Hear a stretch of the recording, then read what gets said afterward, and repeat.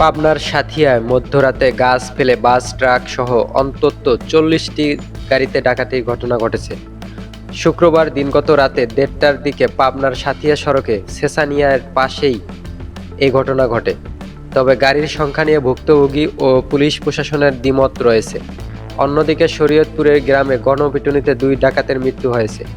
এছাড়া পারিবারিক কলহে সাবেক স্বামীর হাতে খুন হয়েছে স্ত্রী ও শাশুড়ি। সাম্প্রতিক সময়ে প্রতিদিনই দেশের বিভিন্ন জায়গায় ঘটছে ছোট বড় ডাকাতি। ঘটনা রাতের আধারকে কাজে লাগিয়ে বাসাবাড়ি থেকে শুরু করে সড়ক মহাসড়কে বেপরোয়া হয়ে উঠেছে দুর্ধর্ষ কিছু ডাকাত চক্র। শুক্রবার রাত 1:30 দিকে পাবনা সাঁথিয়া সড়কে গাছ ফেলে বাস ট্রাক সহ অন্তত 40টি গাড়িতে হানা দেয় ডাকাতরা। ভুক্তভোগীরা জানায়, প্রথমে গাছের গুঁড়ি ফেলে একটি পণ্যবাহী ট্রাক আটকে ফেলে। এতে ট্রাকের পেছনে থাকা বাস, প্রাইভেট কার, মাইক্রোবাস সহ প্রায় 40টি গাড়ি আটকা পড়ে। 40 থেকে 50 জন ডাকাত দেশীয় অস্ত্রের মুখে পর্যায়ক্রমে গাড়িগুলোকে ডাকাতি চালায়। অন্যদিকে শরীয়তপুরে গণপিটুনিতে 2 ডাকাত নিহত হয়েছে।